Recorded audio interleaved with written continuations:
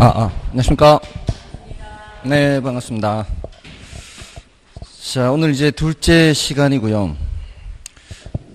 지난주에 어디까지 했죠? 지난주에 수요량 변화, 수요 변화 개념까지 했죠. 지금 오늘 처음 오셨는데요.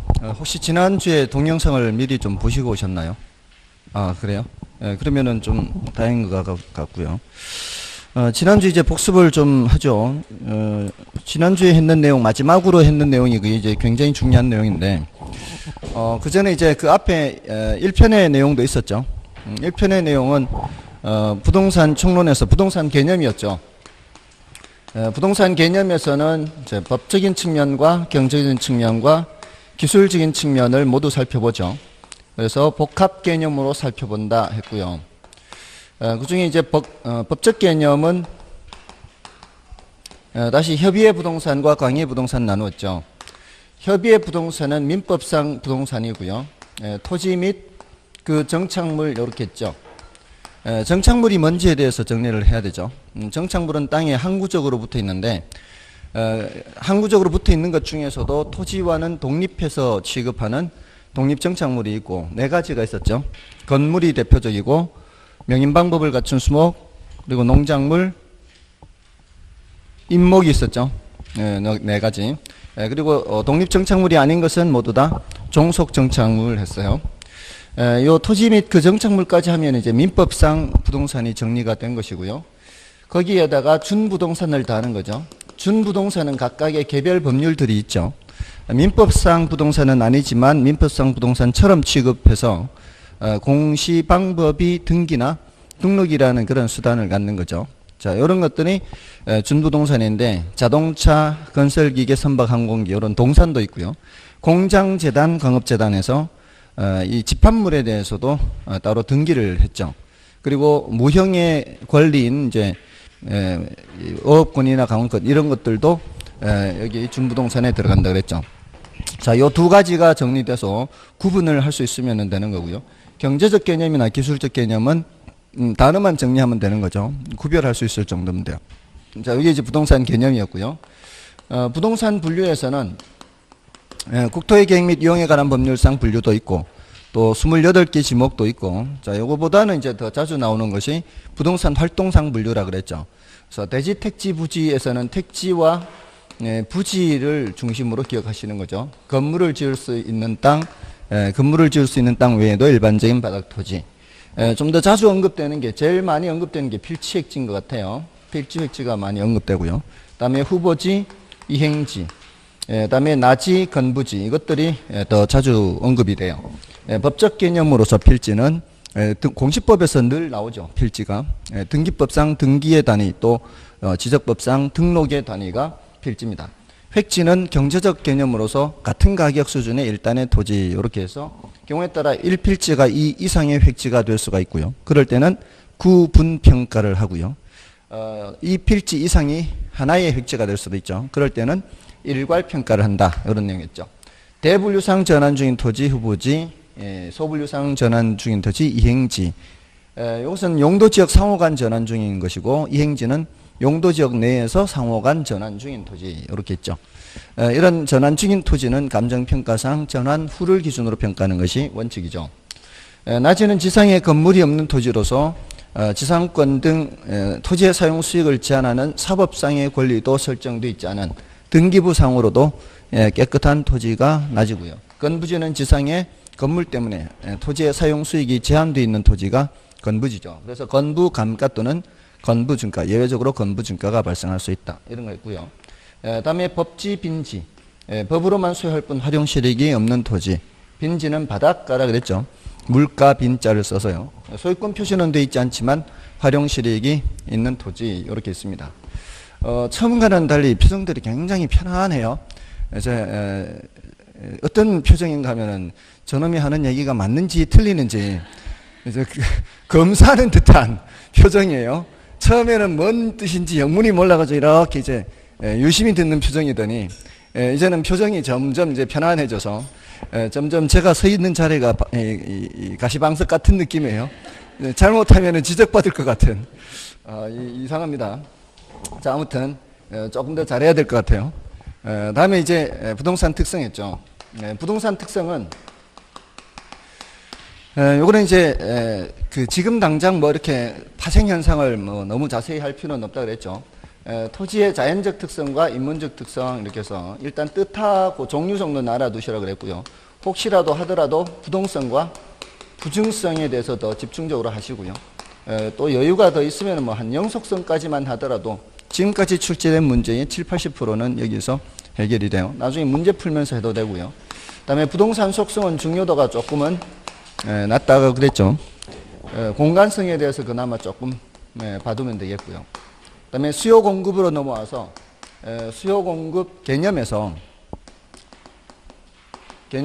유량 변수와 저량 변수 이렇게 구별을 하죠. 유량은 일정 기간을 전제로 측정하고 저량은 일정 시점을 전제로 측정하는데 한 달에 얼마 이렇게 해서 말이 되면은 유량, 그렇지 않으면은 저량 이렇게 있죠. 이거 제시를 했을 때 구별할 수 있을 정도로 이렇게 좀 연습을 해 두셔야 됩니다. 지금 이게 한 최근 10년간 한 5번 정도 언급이 됐는데요. 지금 작년하고 재작년하고 출제가 안 됐어요. 그러니까 이제 출제 가능성이 조금씩 더 높아지는 거예요.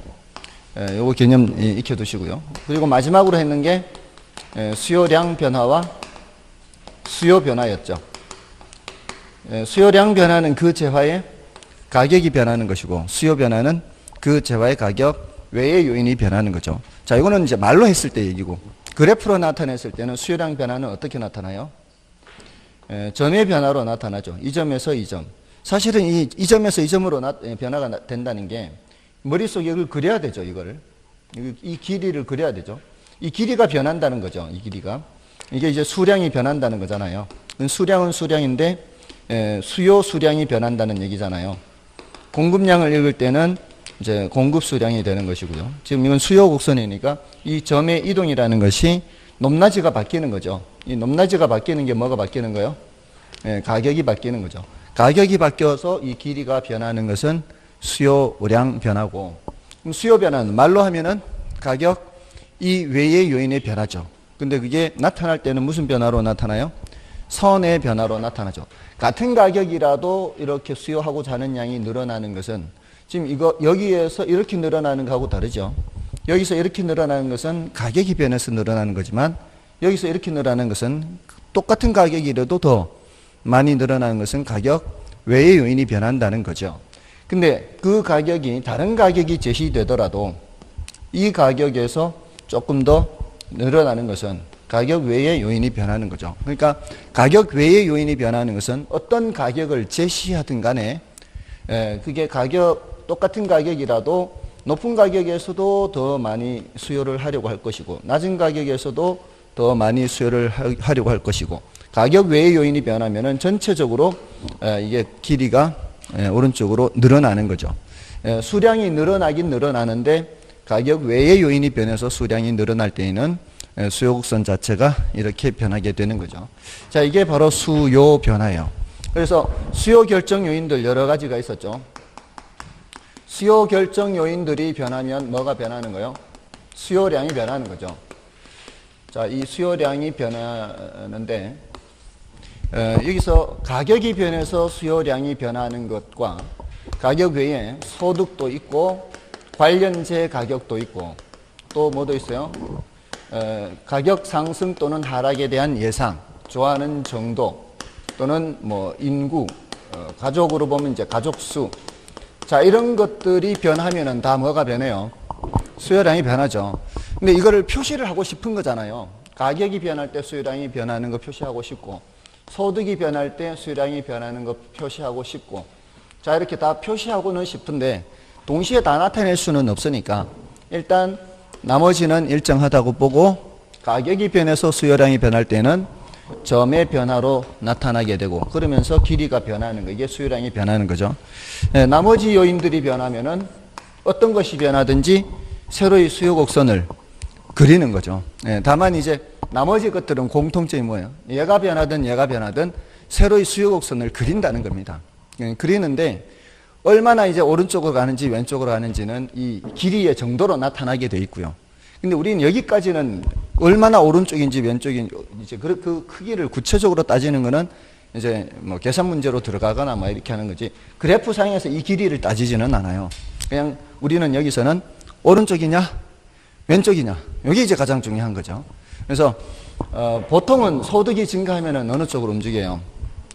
오른쪽으로 움직이죠. 오른쪽에 서로 수요 곡선을 그리면 돼요.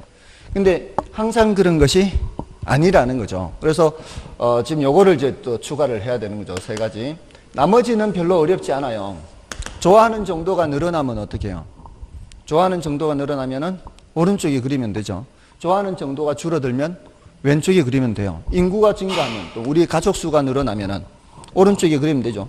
4인 가족의 수요 곡선이 이거라면은 6인 가족의 수요 곡선은 이렇게, 2인 가족의 수요 곡선 왼쪽. 자, 이거는 별거 없는데 요 세 가지가 이제 문제예요. 헷갈릴 수 있어요. 틀릴 수가 있어서. 그래서 요거는 따로 이제 정리를 해야 되는 거죠. 그래서 소득의 경우에는 소득이 증가할 때 수요가 증가하는 게 보통이죠. 이러면 어느 쪽에 그리면 돼요?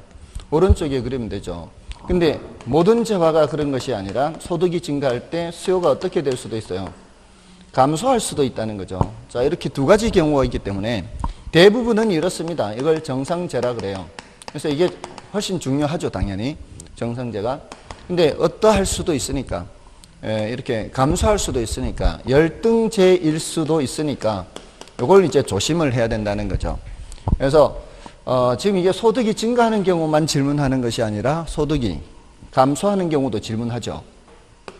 소득이 감소할 때는 수요가 감소할 거 아니에요, 정상재는.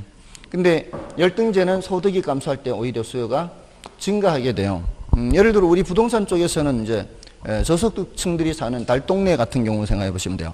달동네 주택의 경우에는 소득이 좀 올라가면 어떻게 해요? 좀 많이 올라가면은, 조금 올라가서는 안 되고요. 많이 올라가면 아예 달동네를 벗어나잖아요. 그러면 이제 소득이 올라가면은 저가주택 수요가 줄어듭니다. 그래서 이제 벗어나는 거죠. 그러다 쫄딱 망하면 어떻게 해요? 소득이 감소하면 다시 달동네로 가서 수요가 증가해야 돼요. 그러니까 이럴 수도 있다는 거, 항상 열등재가 있다는 걸 조심을 해야 되죠. 근데 이게 뒤에 가면은 이게 숫자로 나타나요. 숫자로 나타날 때 이쪽이 분모가 돼요. 이쪽이 분모, 이쪽이 분자가 돼요. 분모 분자 되는데, 여기 이제 위로 가는 거는 플러스예요. 아래로 가는 거는 마이너스고요. 근데 요 짝을 지으면은 이쪽이 플러스일 때는 이쪽도 플러스가 되거든요. 이쪽이 마이너스일 때는 이쪽도 마이너스예요. 부호가 같은 부호죠. 플러스 분의 플러스, 마이너스 분의 마이너스. 부호가 같으면은 전체 부호는 플러스가 되죠. 그래서 정상재는 0보다 크다 이렇게 돼요. 정상재는 비례 0보다 크다. 그럼 열등재는 여기 플러스와 여기 마이너스로 연결이 된단 말이에요. 여기 마이너스, 여기 플러스. 서로 부호가 반대이기 때문에 0보다 작은 것으로 연결이 돼요. 그렇게 해서 함께 기억을 해야 돼요. 정상재는 소득 변화 방향과 수요 변화 방향이 같은 방향이고 비례 양수고요.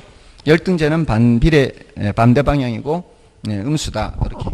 자, 요거는 뭐 그렇게 어렵진 않아요. 조심만 하면 돼. 근데 이제 사람들이 그렇게 조심을 안 해요.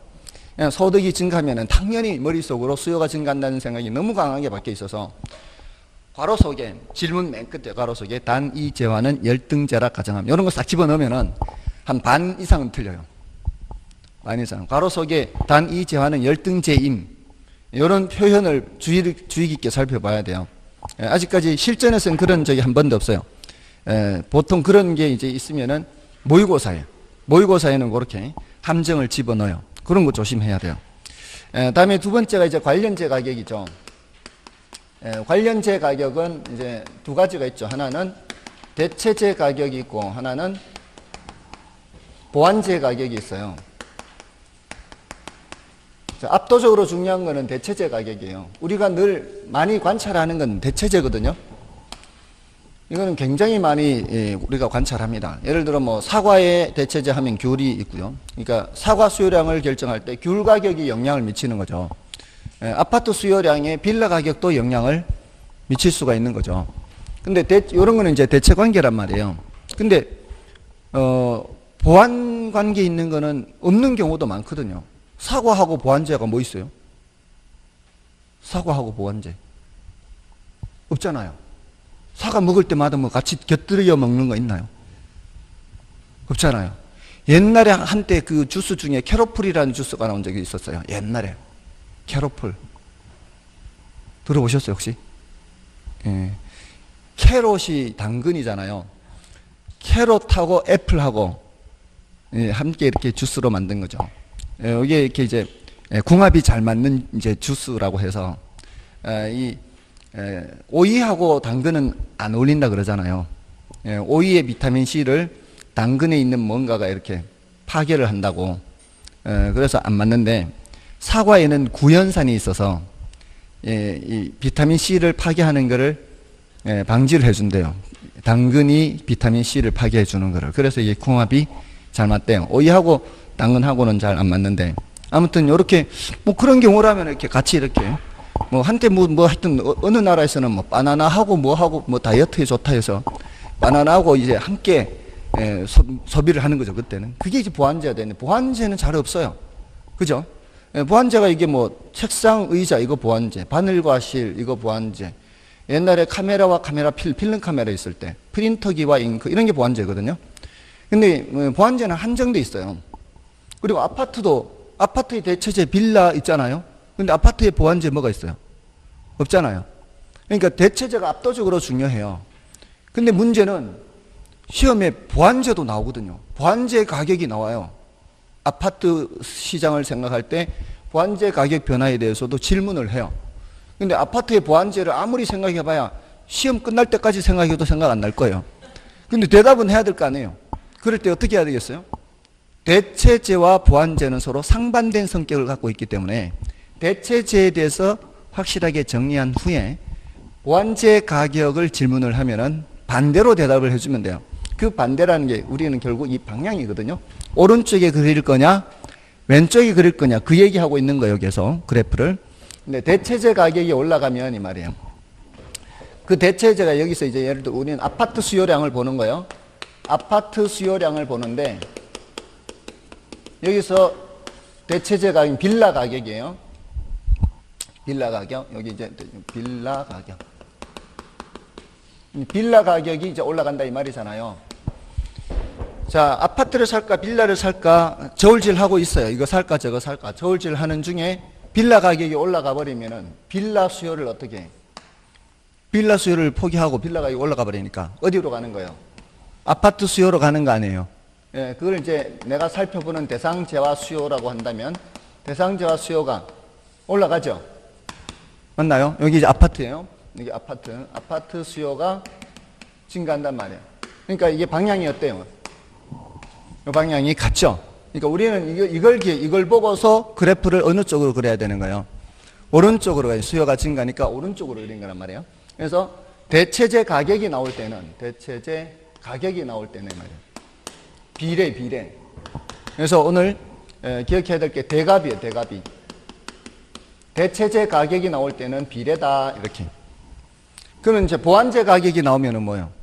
미루어 짐작하는 거죠. 굳이 보완제를 생각하려고 하지 마시고 보완제 가격이 올라가면 그 보완제 수요를 줄이면서 함께 내가 살펴보는 대상자 수요도 줄인다 이렇게 되거든요. 그러니까 여기 일일이 하나 건너오면은 생각은 할 수가 있는데 이렇게 생각하다 보면 시간 다 지나간단 말이에요. 그러니까 대가비를 확실하게 기억해 놓고 혹시 보완제 가격이 나오면은 뭐라고 기억하면 돼요?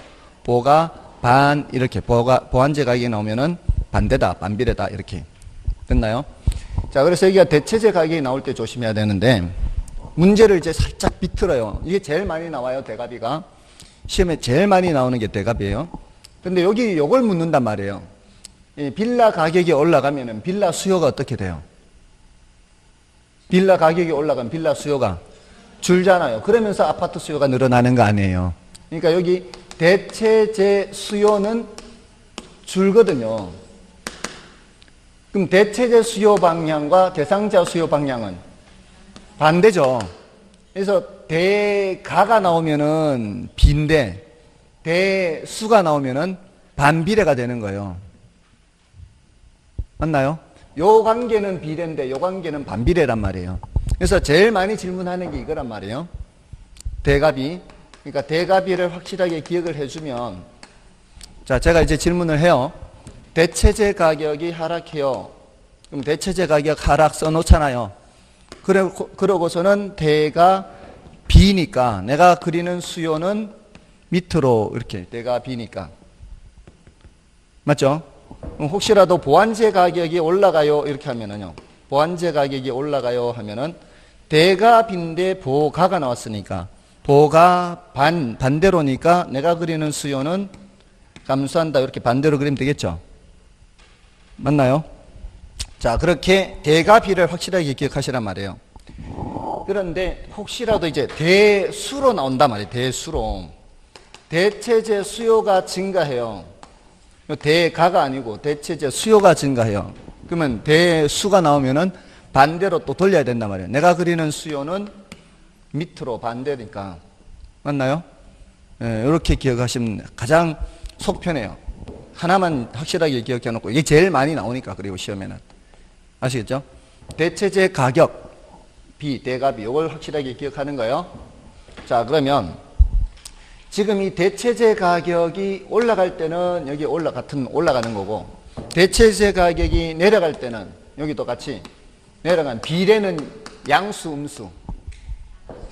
비례는 양수. 그럼 대체재와 관련한 숫자는 대체재의 경우에는 얘는 뭐보다 크게 된다? 0보다 크게 돼요. 뒤에 이제 보완재와 관련되는 숫자 계산하라 그러면은 0보다 작게 되는 거예요. 이제 탄력성에서 이렇게 나와요. 여기서는 이제 소득 탄력성에서 이렇게 나와요. 여기는 교차 탄력성에서 이렇게 나와요. 오늘 어차피 지금 탄력성을 해야 되는 거니까 지금 요 함께 기억하면 돼요. 같은 방향은 비례, 양수, 반대 방향은 반비례, 음수. 이렇게 기억하면 돼요. 됐나요? 그럼 관련재 가격도 이제 된 거예요. 관련재 가격에서는 뭘 기억하라고요? 대가비 이걸 기억하시라고 했죠. 그래서 대체재 번제. 됐죠? 그 다음에 이제 가격 상승 또는 하락에 대한 예상이에요. 자, 요거 지우고 여기다 할까요? 가격 상승 또는 하락에 대한 예상.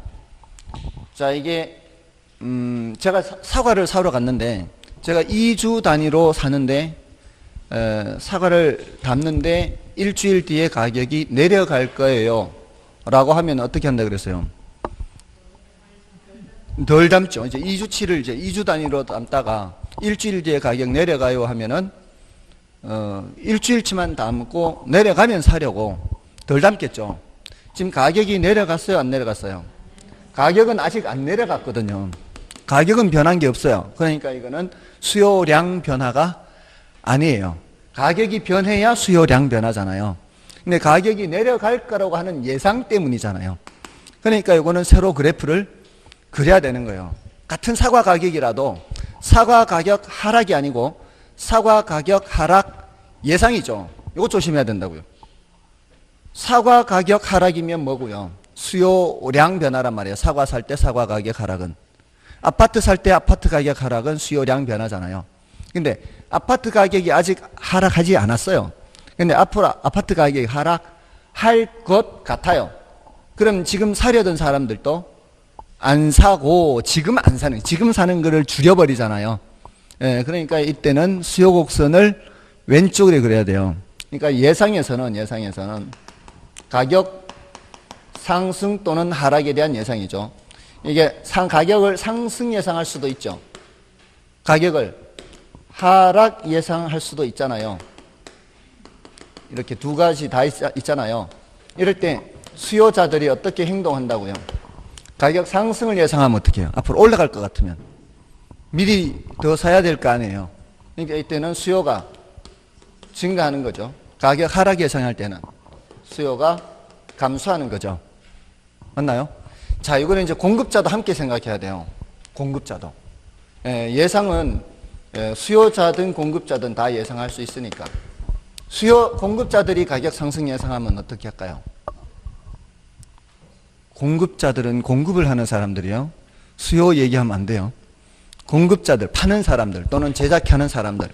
앞으로 가격이 상승할 거라고 예상하면 공급을 증가시킬까요? 감소시킬까요? 공급을 감소시키겠죠. 줄이겠죠. 자, 여기서 지금 단절이 발생하는 사람들이 생기고 있어요.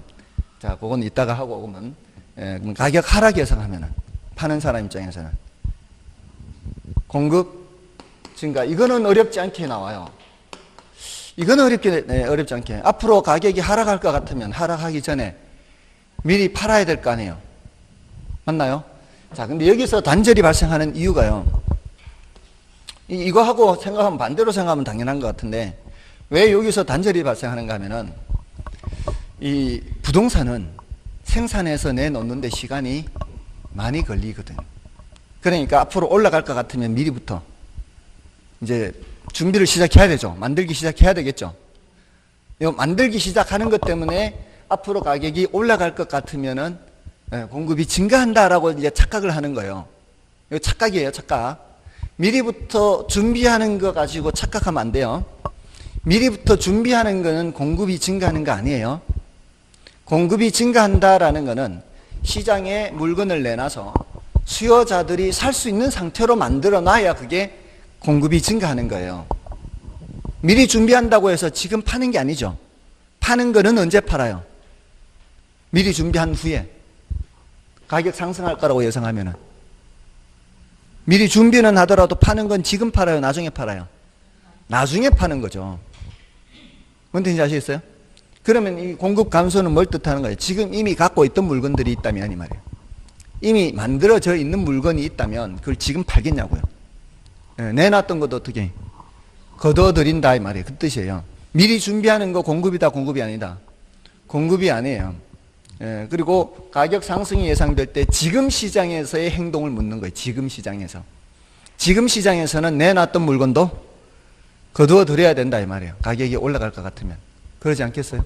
이거 주식하고 똑같아요. 주식 팔라고 내놨는데 그 회사가 지금 뭐 특허 내가지고 그게 막 대박을 친대요. 그럼 내놨던 거 빨리 거둬야지. 뭔 뜻인지 아시겠죠? 팔라고 내놨던 거 거두어 들여야 돼요. 공급은 감소해요. 근데 사려는 사람은 어떻게 해? 사려는 사람은 이제 더 사려 가야겠지. 그 회사가 잘 될 거니까. 맞나요? 그런 거예요. 자, 여기서 이거 조심해야 돼요. 수요자들은 상승 예상할 때는 증가시키고 하락 예상할 때는 감소시키는데 공급자들은 그와 반대로 행동을 한다는 거예요. 상승 예상할 때는 오히려 공급이 줄어들고요. 하락 예상할 때는 공급이 증가하는 거예요. 상식적으로 안 맞는 것 같은데 자세히 생각하면은 당연한 얘기예요. 아시겠죠? 그 공급 증가 감소는 미리 준비하는 것을 판단하면 안 돼요. 시장에 물건을 내놨을 때가 그게 공급이 증가한 거예요.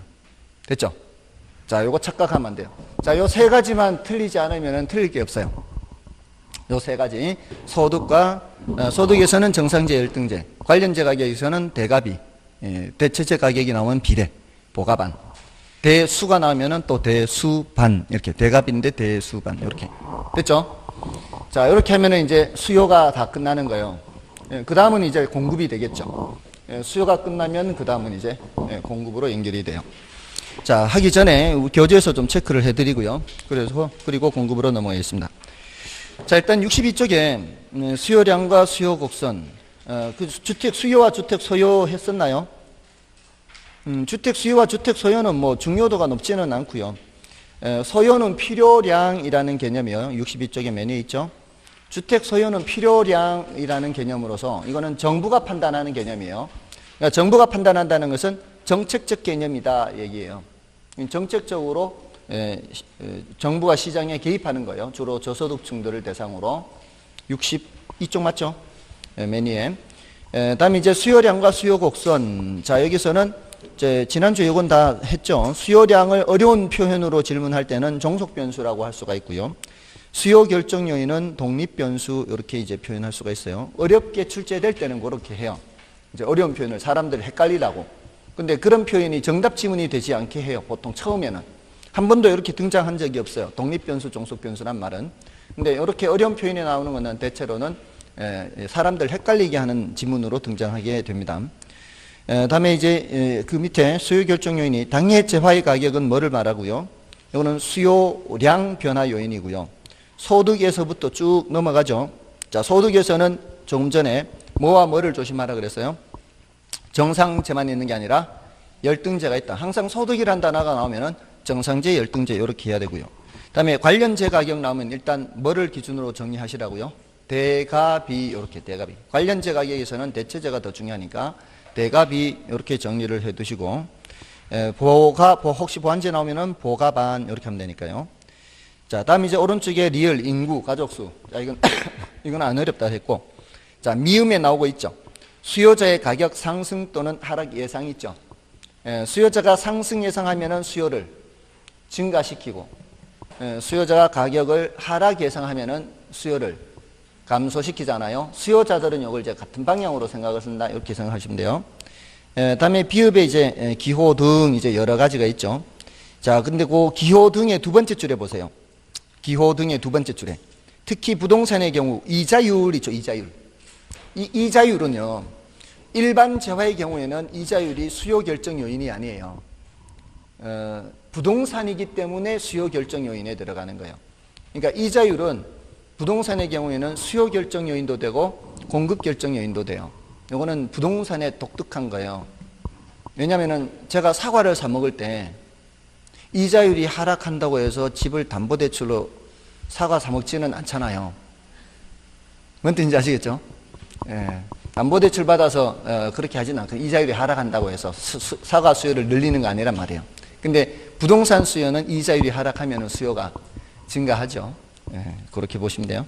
자, 나머지 뭐 많아요. 이거 말고 생태공원이 조성된다. 그러면 수요가 증가한다. 또 쓰레기 소각장이 생긴다. 그러면 수요가 감소한다. 이런 여러 가지 이제 요인이 있는 거죠. 자, 그다음 이제 수요 곡선에서 수요 곡선 이제 넘어가시면은 우하향 형태로 돼 있죠. 이거는 이제 뭐 다 그렸고요. 우하향 형태로 돼 있는 거죠. 일반적으로 우하향 형태로 나타나죠. 수요 곡선이 이제 우하향 형태로 나타나고요. 이건 뭐 별로 이제 어려운 건 아니죠. 보통 직선으로 나타내더라도요. 그냥 수요 곡선 그래요. 이렇게 곡선으로 나타낼 수도 있지만 직선으로 나타내도 수요 곡선이다라고 하는 게 관행이에요. 관행. 이게 이제 사실은 조금 어려운 부분인데 이 통계학으로 가면은 이제 곡선의 형태로 돼 있잖아요. 여기 이렇게 지수 함수라고 얘기를 해요. 곡선의 형태로 돼 있어도 통계적 기법으로 직선의 형태로 바꿀 수가 있어요. 곡선의 형태로 돼 있는 거를 직선의 형태로 바꿀 수 있어요. 통계적 기법으로. 그렇게 하면은 이제 통계적으로 이렇게 치환을 하는 거예요. 치환을 해서 그렇게 하는 방법들이 있어요. 그렇기 때문에 원래는 이렇게 곡선의 형태라 해도 직선으로 그리고 그래도 그냥 수요 곡선이다. 이렇게 표현을 하는 거죠. 이게 이제 우하향 형태 그러죠. 우하향 형태.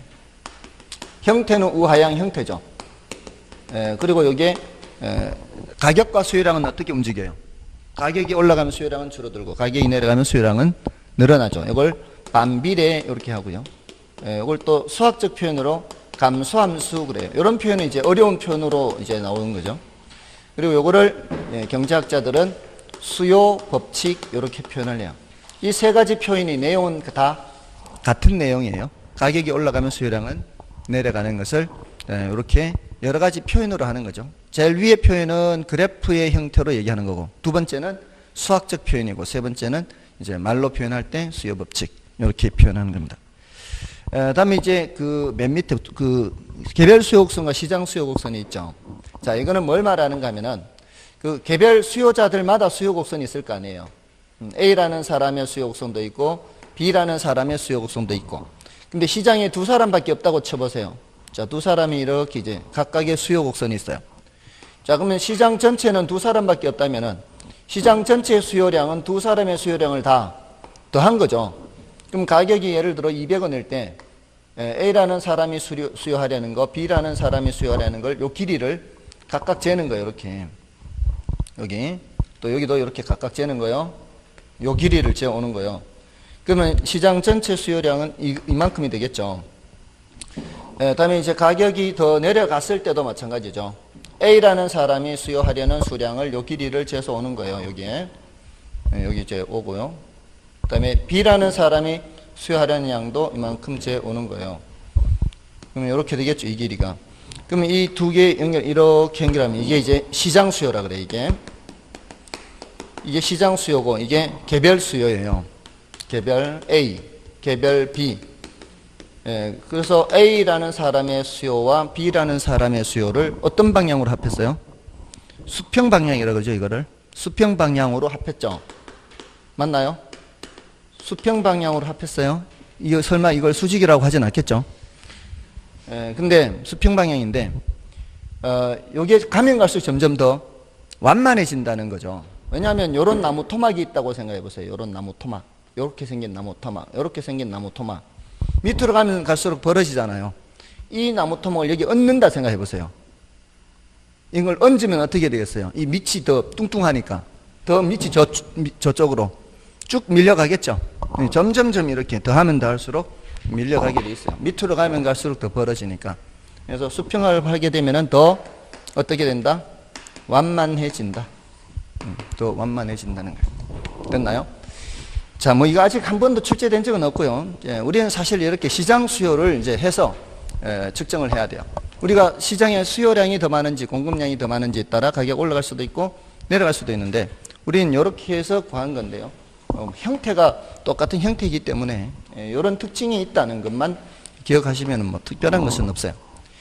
자, 그다음에 이제 수요 법칙을 보세요. 자, 수요 법칙은 자, 요걸 이제 따로 말하는 거잖아요. 수요 법칙이 뭐예요? 물으면 뭐라고 대답해야 돼요?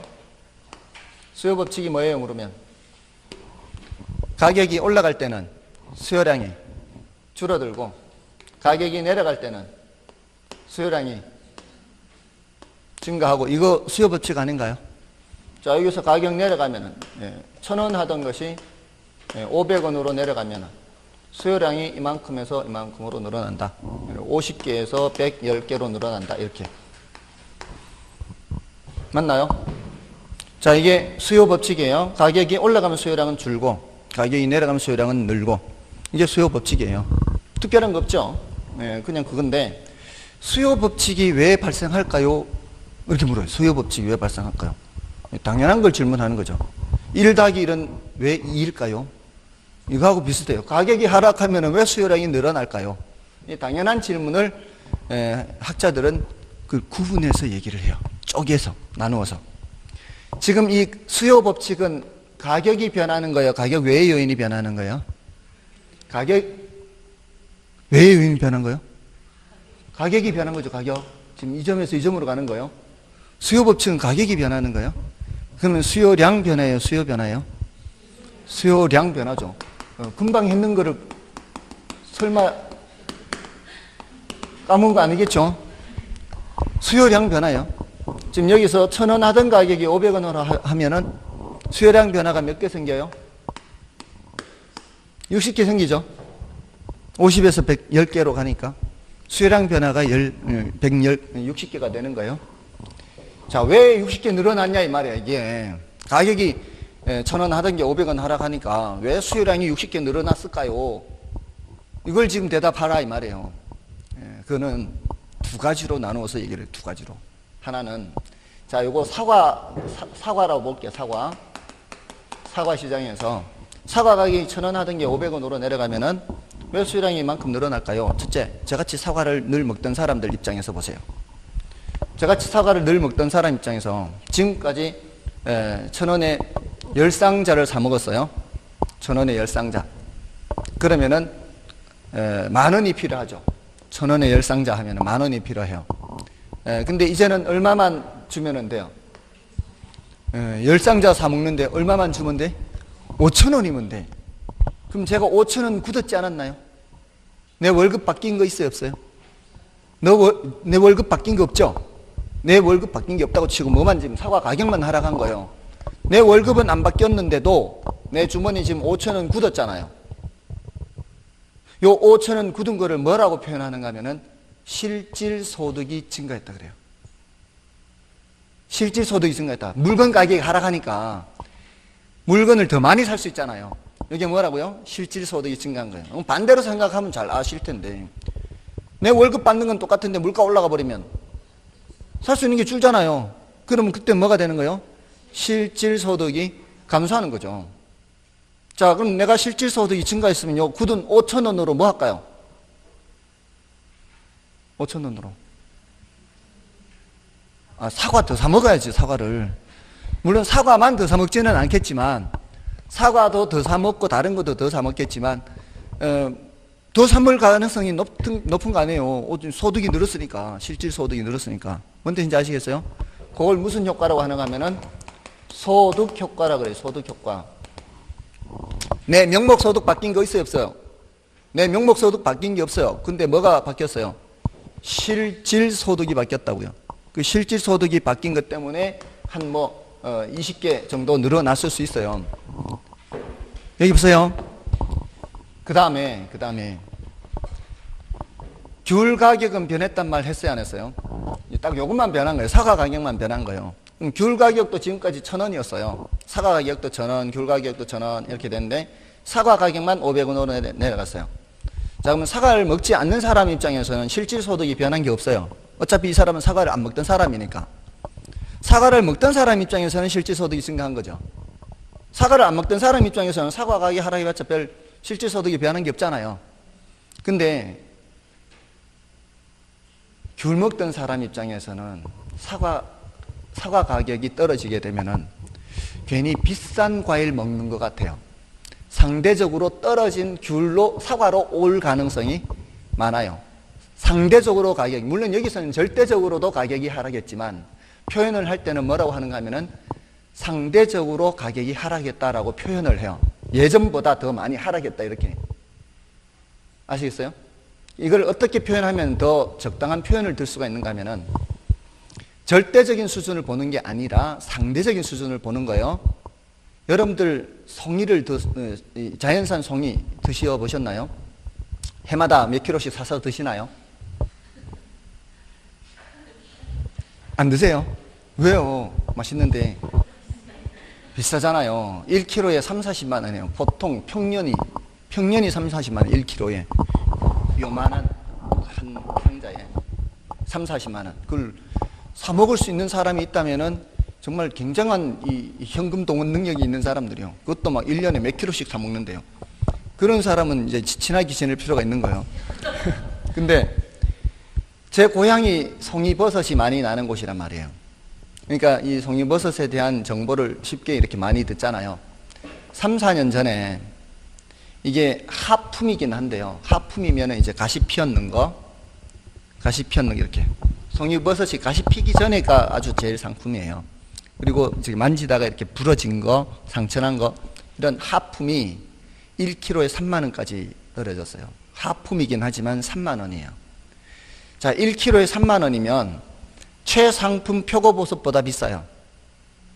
최상품 표고버섯이 그 당시 한 2만 원, 2만 5천 원이면 최상품 표고버섯이 그래요. 자, 그런데 이때 아니면 언제 먹어보겠어요?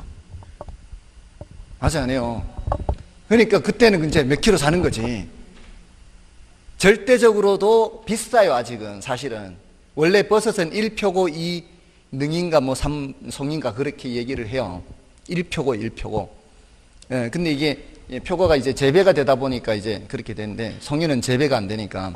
아무튼 그렇게 떨어져도 엄청 비싸잖아요, 사실은. 비싼 거. 최상품 표고보다도 더 비싸니까. 절대적으로는 비싸잖아요. 근데 상대적으로는 굉장히 많이 내려왔죠. 바로 그거라고요. 안 먹던 사람도 이제 뭐 먹으러 가요? 송이 먹으러 간다고. 그러니까 지금 예를 들기 쉽게 그냥 사과도 1,000원, 귤도 1,000원 해서 이제 사과만 500원 떨어졌으니까 상대적으로 가격 이렇게 하니까 잘 느낌이 안 오는데 송이버섯 가격이 키로당 뭐 3, 40만 원 하던 게 하품이긴 해도 3만 원으로 떨어지면은 절대적으로는 비싸잖아요. 절대적으로는 비싼데 상대적으로는 굉장히 내려갔어요. 그게 이런 경우에는 이 사람의 실질소득이 변한 게 있을까요? 원래 안 먹던 사람이에요, 송이를. 원래 송이를 안 먹던 사람 입장에서는 실질소득 변한 게 없어요. 근데 상대적으로 많이 떨어졌으니까 그거 먹으러 한번 가보는 거지. 대신 표고나 다른 거는 덜 먹는 거지. 다른 거 먹던 거 줄이면서 이 말이에요. 그러니까 사과 가격이 떨어지면은 귤 먹던 사람들이 사과 사러 가는 거죠. 사과 사러. 귤 소비를 줄이면서. 이게 무슨 효과인가 하면은 대체 효과예요. 대체 효과. 대체 효과예요. 자, 요거 조심해야 돼요. 대체 효과가 지금 사과 가격이 변했어요? 귤 가격이 변했어요? 사과 가격이 변한 거예요. 대체제 가격이 변한 게 아니에요. 사과 수요량 변화인데 지금 이게 사과 수요량 변화예요. 사과 수요량 변화의 대체 효과는 귤 가격 변했어요? 안 변했어요? 안 변한 거예요. 사과 가격이 변해서 저쪽에서 이쪽으로 오는 효과를 말하는 거지, 대체재 가격이 변한 거하고는 전혀 관계없어요. 대체재 가격이 변하는 거는 수요 곡선 자체를 새로 그려야 되는 거고, 이거는 요 점의 변화를 일부는 소득 효과, 일부는 대체 효과로 나누어서 설명하는 거다 이 말이에요. 아시겠습니까? 근데 시간이 많이 걸리죠. 중요도는 낮다 이 말이에요. 그러니까 난이도가 높은 게 중요도가 낮아요. 그러니까 우리 시험에는 2번밖에 안 나왔어요. 이게 압도적으로 많이 나온 게 이거라고요. 그죠? 그래서 이런 어려움이 있어요. 난이도 높은 거는 설명하는데도 시간이 걸리고 여러분들 이해하는데도 시간이 걸리는데 시험에는 2번밖에 등장 안 해서, 그것도 정답 지문으로만 등장한 것도 아니에요. 지문으로 그냥 등장한 거예요. 그래서 어떻게 파악을 하시면 되는가 하면은, 소득 효과는 반드시 이 단어가 있어야 돼요. 실질 소득 변화 효과. 실질적으로 소득이 변했다. 이 표현이 들어가야 돼요. 이 표현이 안 들어가면 안 되는 거예요. 왜냐하면 명목소득은 바뀐 게 있어요, 없어요? 명목소득은 바뀐 게 없는데 실질적으로 소득이 바뀌었다는 뜻이고요. 요거는 상대 가격 변화일 거예요. 상대라는 말이 반드시 들어가야 돼요. 상대적으로, 이런 표현. 상대적으로. 조금 전에 송이버섯 얘기했잖아요. 송이버섯 가격이 많이 떨어져도 아직은 절대적으로는 높잖아요. 절대적으로는 높은데 상대적으로는 많이 떨어진 거죠. 그러니까 상대 가격 변화 효과 하면 무슨 효과? 대체 효과. 실질 소득 변화 효과 하면은 소득 효과. 요게 이제 수요 법칙에서 언급하는 거예요. 됐나요? 요거는 이제 중요도는 낮고 난이도는 높으니까 혹시라도 이걸 어려워하시면은 요건 다시 건너뛰고 다음에 다시 또 볼 때 한 번 더 보거나 이렇게 하는 방법이 있어요. 자, 그럼 됐고요. 이제 어려운 거 이제 다 했고, 자, 설명됐어요. 그럼 이제 65쪽에는 수요량 변화, 수요 변화. 그럼 이제 이거는 다 설명이 됐으니까 넘어가셔도 되고요. 그 다음에 66쪽도 마찬가지. 소득 변화, 관련재 가격 변화 다 나오잖아요. 소득 변화는 뭐와 뭐 두 가지 생각하라 그랬어요. 우등재와 열등재. 우등재 같은 방향, 양수. 열등재는 반대 방향, 음수. 그 다음에 관련재 가격 변화에서는 대가 비 기억하라 그랬죠. 그리고 보완재 가격이 나오면 보가 반, 이렇게. 자, 그래서 그게 오른쪽 페이지에 표로 정리가 되어 있어요. 자, 오른쪽 페이지에 표로 정리가 되어 있는데, 위는 대가 비 보가 반이고 밑에는 대수 반 보수 비예요. 그러니까 수요가 나오느냐 가격이 나오느냐 이 차이예요. 자, 오른쪽 표 위의 표를 먼저 볼게요. 위의 표를 먼저 보면은 대체재 가격 하락이 있죠. 대체재 가격 하락 밑으로 돼 있죠. 대체재 가격이죠. 비례잖아요. 그러니까 수요 감소 같은 방향이죠. 대가 비. 수요 감소니까 수요 곡선은 왼쪽으로 이동. 그다음에 대체재 가격 상승 대가 비잖아요. 그럼 수요 증가 같은 방향이죠. 수요 증가니까 어느 쪽으로 이동? 오른쪽으로 이동. 보완재 가격 나오잖아요. 보완재 가격 하락이 먼저 나오고 있죠. 보가 반이잖아요. 하락이니까 수요 증가로 반대로 그래야 되고 우측 이동. 보완재 가격 상승이면 뭐예요? 보가 반대니까 밑으로 내려가야 되잖아요. 그러면 수요 감소 좌측 이동. 뭔 뜻인지 아시겠죠? 그럼 밑에는 뭐라고 되어 있어요? 밑에 표는 대체재 수요가 나오잖아요. 가격이 아니고 대체재 수요가 증가잖아요. 그럼 대수 반이죠. 증가니 그거는 감소로 바꿔야죠. 감소로 바꿔야 돼서 수요 감소 어느 쪽 이동? 좌측 이동. 맞나요? 대수 반. 그러면은 보수로 나오면 어떻게 되겠어요? 또 보수 B가 되겠죠. 그렇게 해서 봐주시면 돼요. 그럼 됐고요. 그다음에 수요자 예상 조금 전에 다 했고요. 자, 넘어가서 예제를 보세요. 자, 예제를 보시면은 아파트에 대한 수요의 변화 요인과 수요량의 변화 요인이 옳게 묶인 것은, 자, 수요 변화와 수요량 변화를 묶고 있어요.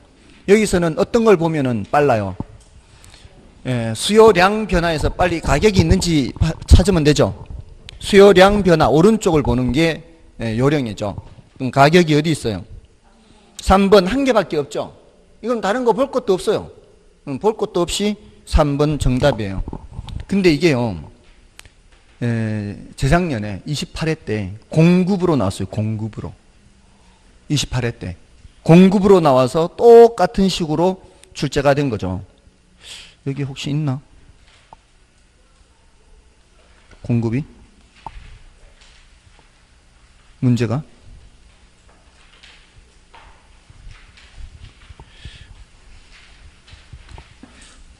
문제가 없나? 없나 보네. 가만있어 봐요. 기출문제 있나요? 93페이지 있나요? 93페이지에 2번 있죠? 요렇게. 그러니까 19회 때는 그렇게 나오고요. 28회 때는 공급 변화와 공급량 변화 이렇게 나왔잖아요. 그러니까 9년이 지난 후에 그전에는 수요 변화, 수요량 변화 이렇게 나왔는데 9년이 지난 후에 공급 변화, 공급량 변화 이렇게 나왔잖아요. 여기서도 뭐만 보면 돼요? 공급량 변화에서 가격이 있는지만 보면 되잖아요. 그 한 개밖에 없죠, 이것도. 1번밖에 없잖아요. 주택 공급에서 주택 가격. 맞아요? 그러니까 우리 같이 이렇게 가르치는 사람은 이걸 똑같은 문제로 봐요. 이걸 똑같은 문제로 본다고요. 근데 사람들은 이제 똑같은 문제라고 하면은 토시 하나 틀리지 않고 똑같아야 똑같은 문제라고 하는 거죠. 예, 그거는 운전면허 시험은 그렇고 우리는 운전면허 시험이 아니잖아요. 그러니까 이거는 똑같은 유형의 문제다 이렇게 보는 거예요. 됐나요? 자, 다 됐죠? 자, 그럼 다시 앞으로 가셔서 자, 이제 나머지 괄호 4번의 부동산 수요의 특징 뭐 이건 여러분이 읽어봐 주셔도 되고요. 괄호 5번 뭐 별로 중요한 거 없어요. 자, 이제 남은 것은 공급이죠. 사실 지금 공급까지 끝내고 균형의 결정과 이동까지 들어가야 되는데 조금 늦었어요. 좀 쉬고 공급하고 이제 바로 균형의 결정과 이동 들어가겠습니다.